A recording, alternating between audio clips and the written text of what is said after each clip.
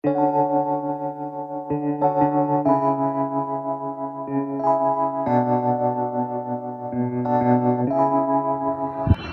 हम आदरणीय विद्वान भजनोपदेशक पंडित नरेश दत्त जी के विचारों का श्रवण कर रहे थे।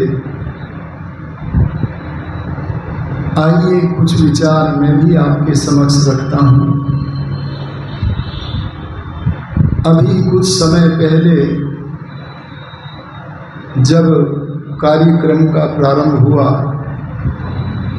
तब हम सब लोगों ने मिलकर के यज्ञ किया है।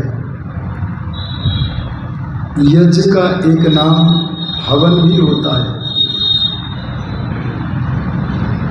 ये हवन करने की परंपरा सनातन परंपरा है। हवन पहले की सृष्टियों में भी होता था, आज इस सृष्टि में भी होता है और आगे की सृष्टियों में भी होता रहेगा, क्योंकि सनातन शास्त्र परमात्मा की कल्याणी वाणी में हवन करने का उपदेश सदा विद्यमान रहता है। ये हवन जो हम यज्ञशाला में करते हैं, इस यज्ञ को यज्ञशाला में ही रहना चाहिए या यज्ञशाला से उठने के बाद ये बातें हमारे व्यवहार में भी होनी चाहिए। अरे बोलो, व्यवहार में भी होनी चाहिए। अगर हम अपने जीवन को यज्ञमय बनाना चाहते हैं, यज्ञशाला में हवन की क्रियाओं को करते हुए उन क्रियाओं को अपने जीवन में व्यवहार में लाना चाहते हैं, तो हमें हवन के आधार को समझना पड़ेगा। आधार तो जानते हैं ना, दो शब्द हैं। एक शब्द है आधार और दूसरा शब्द है आधेय। आधार उसे कहते हैं जिस पर कोई वस्तु टिकती है, और आधेय उस वस्तु को कहते हैं जो आधार के ऊपर टिकी हुई है। जैसे मेरा आधार है, यह चौकी। चौकी मेरा क्या है? आश्रय है, जिस पर मैं टिका हुआ हूँ, यह चौकी है आधार। और चौकी पर जो टिका हुआ है वह क्या है? आधेय। चौकी आधार है, तो चौकी का भी कोई आधार है क्या? देखो, चौकी किस पर टिकी हुई है? पृथ्वी पर टिकी हुई है। अब देखो, जो चौकी आधार थी अब वह भी बन गई आधेय, और पृथ्वी क्या बन गई? आधार बन गई। अच्छा, पृथ्वी का भी कोई आधार है?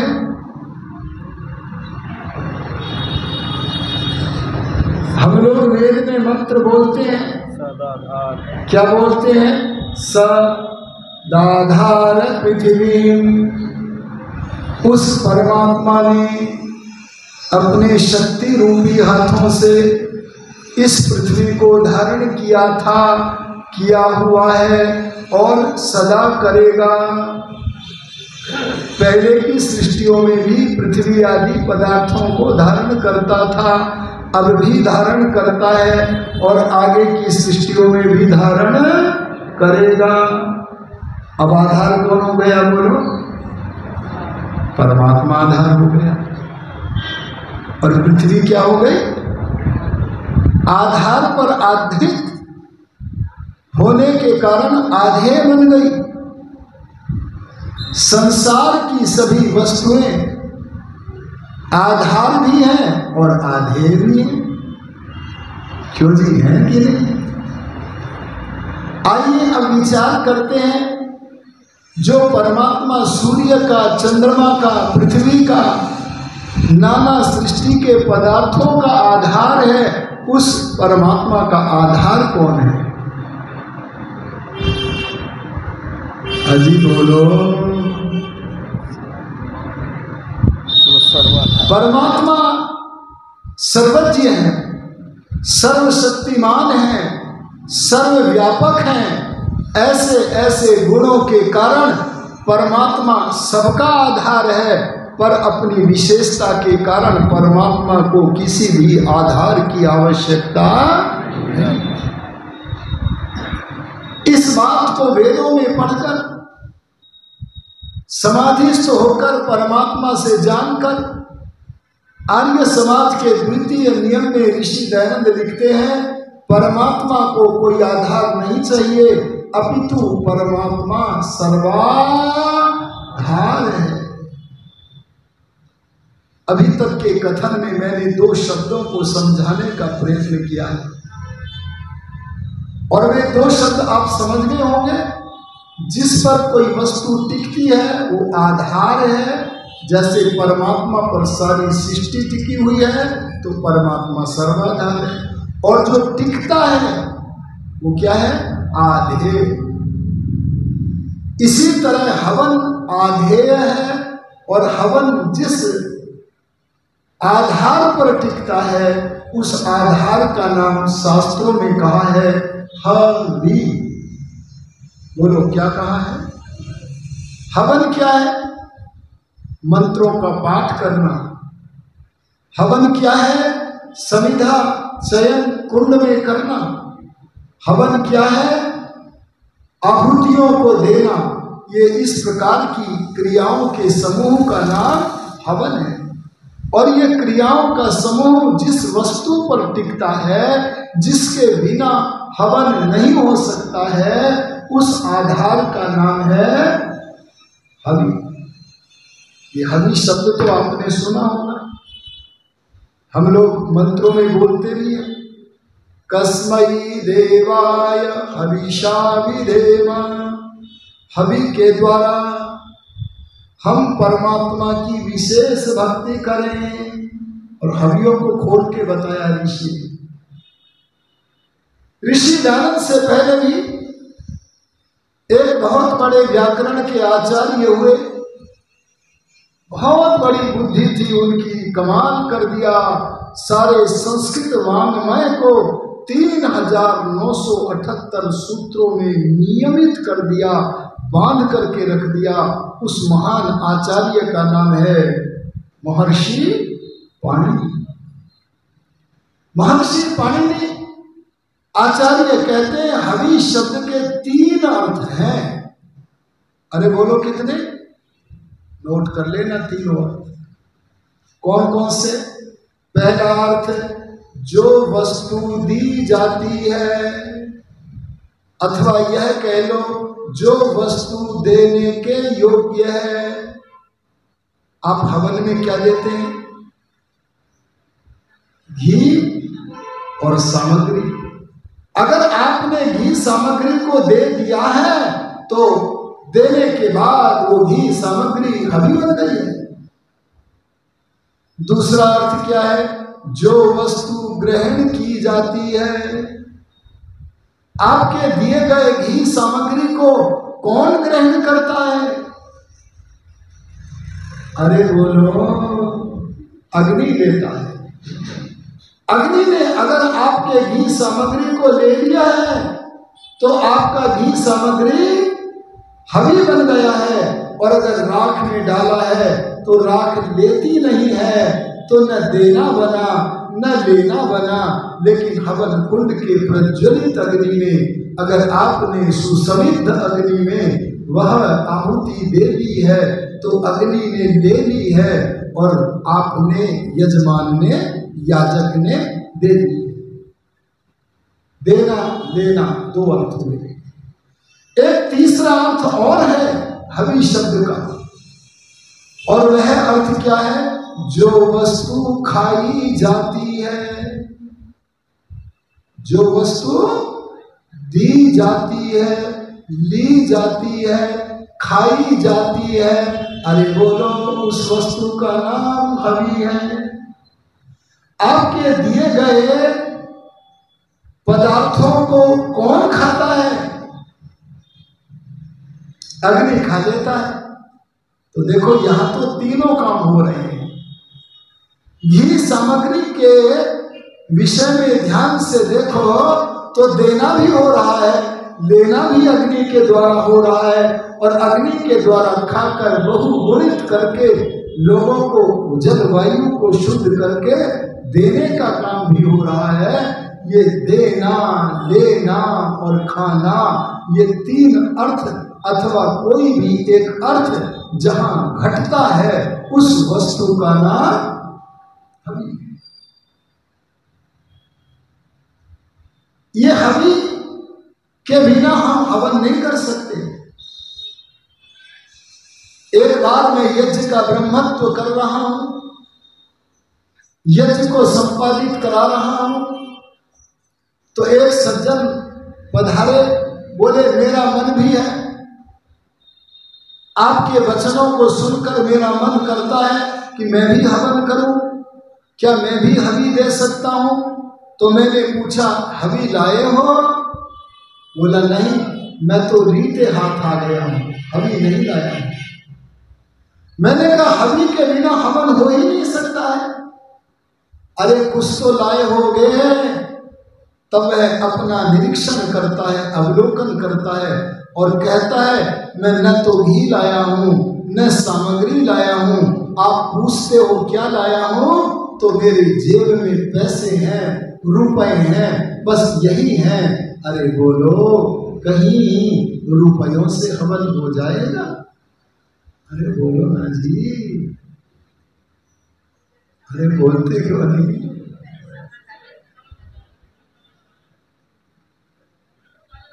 अब विचार करो, रुपयों से हवन हो जाएगा?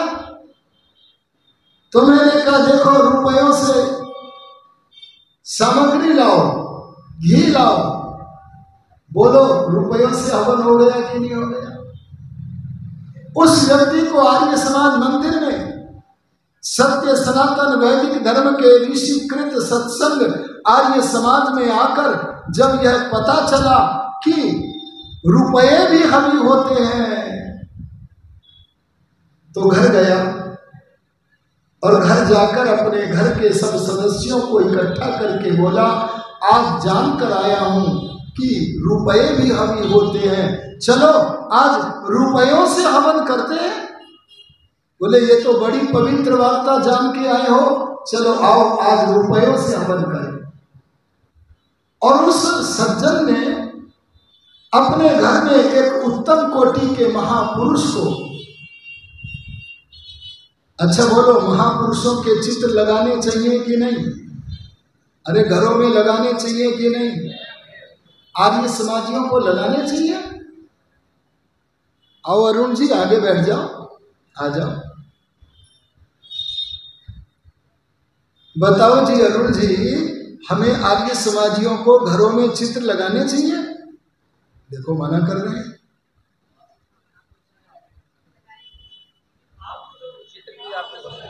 महापुरुषों के चित्र लगाओ। चित्र जड़ होकर के भी जिस महापुरुष का चित्र है, उस महापुरुष के चरित्र को हमारे सामने उभार देता है। वो चित्र जिस महापुरुष का है, उस महापुरुष के चरित्र का उद्भावक बन जाता है। इसलिए हमें महापुरुषों के चित्र लगाने चाहिए। आपके घरों में साईं का फोटो है या नहीं? अरे बोलो ना। अब तो सामाजिक संचार माध्यम का भी योगदान है। लोगों ने गंदे गंदे लोगों के फोटो अपने घरों से निकाल दिए हैं।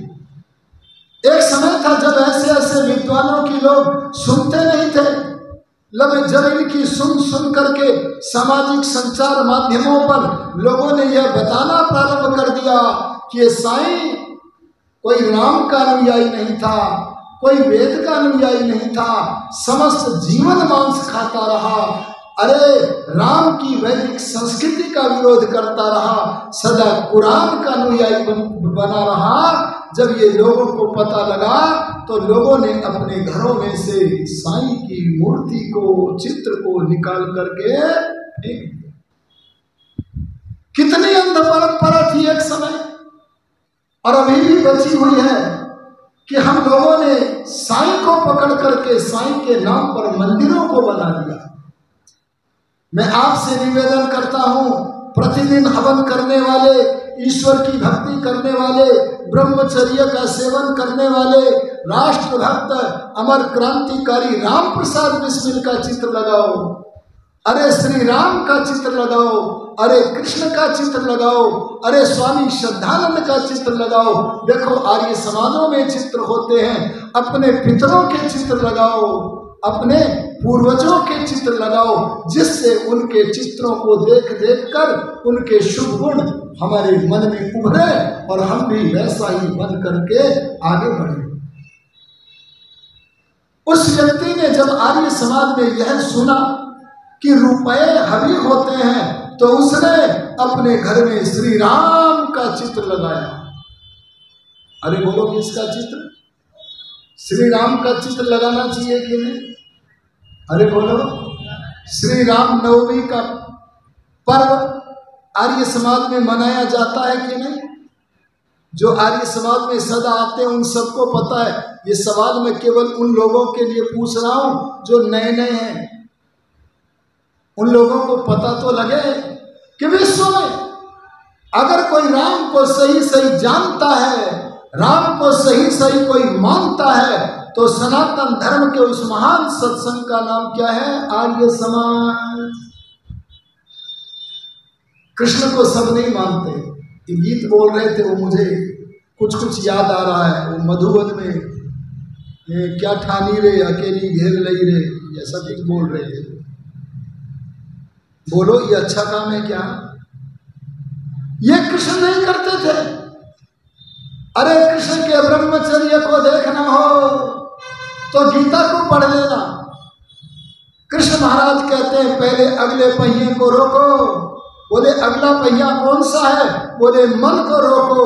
अगर मन रुका तो मन के पीछे वाला पहिया, आंख नाक कान आदि इंद्रियां स्वतः रुक जाएंगी, और मन रूपी पहिया, इंद्रिय रूपी पहिया रुका तो उसके पीछे चित्रकारी करने वाला एक तीसरा पहिया, बुद्धि का पहिया भी रुक जाएगा। और जब बुद्धि का पहिया भी रुक जाएगा तो तुम समाधि की ओर अभिगमन कर सकोगे। पढ़ना ब्रह्मचारी कृष्ण को, उसके ब्रह्मचर्य। और हम कितने गंदे गंदे गीत गा रहे हैं उस महात्मा के नाम पर, और आर्य समाज उन गंदे गीतों को गाने से रोकता है।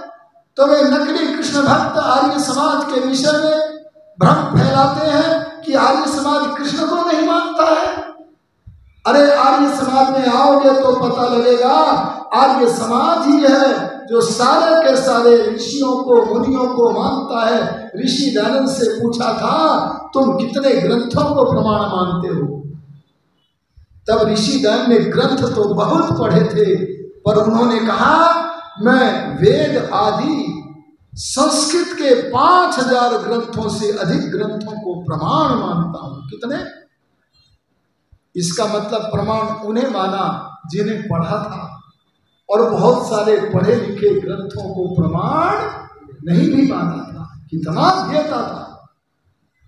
उस सज्जन ने घर में जाकर मर्यादा पुरुषोत्तम श्री राम का बड़ा सा चित्र लगाया। अरे बोलो लगाना चाहिए कि नहीं? आहा, बड़ी आस्था के साथ